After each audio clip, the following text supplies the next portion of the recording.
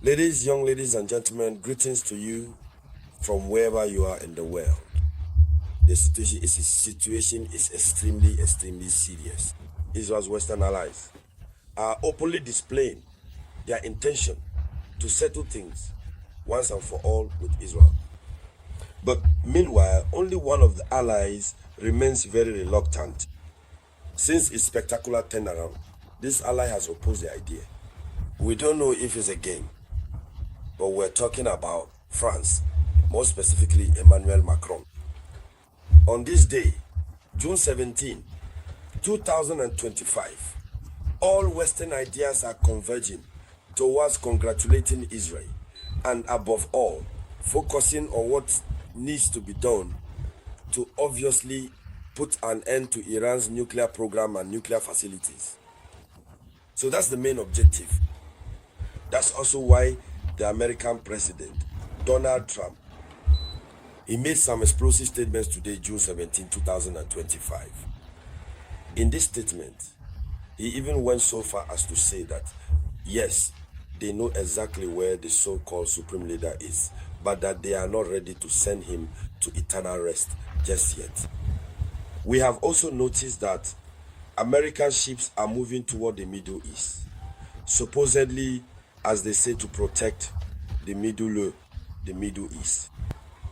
So the situation is going from bad to worse. Germany too, through its new chancellor, has just made a call to war statement. Meanwhile, Emmanuel Macron says he does not agree with everything these people are saying. Ladies and gentlemen, in this video conference, this is of course what we are going to talk about. But before we continue, before we go deeper, I ask you to do the things that motivate us. That is, please like and share the video conference as much as possible. And don't forget to leave a comment with your thoughts. Let's dive in. Let's go deeper. So the current option on the table is how to overthrow the Iranian regime. They want to overthrow the current regime and put someone else in charge of Iran. Someone who can manipulate you. That's their plan. And when I say they, I'm talking about the Westerners. So as we speak, Israel continues its strikes in Iran. And along the way, Israel has claimed responsibility for eliminating a high-ranking military commander of the Iranian regime. So on the other side, the Iranian missiles and kamikaze drones, you see, did not succeed or would not have succeeded in causing casualties on Israeli territory, but they did cause some damage. And Donald Trump said today that Iran should surrender. Iran must abandon its nuclear program. Otherwise, it's going to be something else. So, now, those were Donald Trump's statements.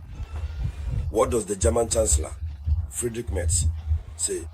You know, he's a very restless Chancellor. There's no one more restless than him. What does he say? He says Israel has the courage to do the dirty work for all of us. He says Israel has the courage to do the dirty work for all of us. Here's how he starts. He says to do the dirty work for all of us by attacking Iran. So he is completely in agreement and he supports it. He even says that Iran has the courage to do the dirty work for everyone, which means that even Germany should normally attack Iran. And he continues. He says, there you go. He believes that the Iranian regime has brought death and destruction to the world through attacks, murders, and massacres with Hezbollah, with Hamas, or even by supplying drones to Russia. These are the elements that, according to him, justify the reason for the dirty work that Israel is currently doing in Iran. So, he was speaking during an interview on the sidelines of the G7 summit in Canada. So he says that Israel has brought death and destruction to the world through attacks, through murders, through massacres, with Hezbollah, with Hamas, or even by supplying drones to Russia. So, according to him, without the Israeli strikes, the Iranian regime might even have eventually acquired nuclear weapons. So, The head of the German government believes that these 5 days of Israeli offensive have already considerably weakened the regime of the mullahs, and it is unlikely that it will regain its former strength. So, for him, those 5 days alone have already greatly weakened Iran, and it is unlikely that Iran will regain its former strength. It's the same thing he did in Ukraine. He sees the truth for what it is, but he ignores it and says something else. 5 days during which Iran completely dominated Israel completely, but they choose not to acknowledge it. But this time, President Emmanuel Macron is at least making an effort to acknowledge it, right? What does Macron say? Macron says, overthrowing the Iranian regime by external force would be a strategic mistake. He says, I think that everyone who believes that by bombing from the outside, you can save a country against its will, despite itself or against itself, has always been mistaken. I believe that peoples are sovereign. They change their leaders by themselves. This is the statement he made on the sidelines again at the G7 summit in Canada. According to Emmanuel Macron, all those who in the past have tried to change regimes through airstrikes or military operations have made strategic mistakes. There you have it. That's what experience teaches us.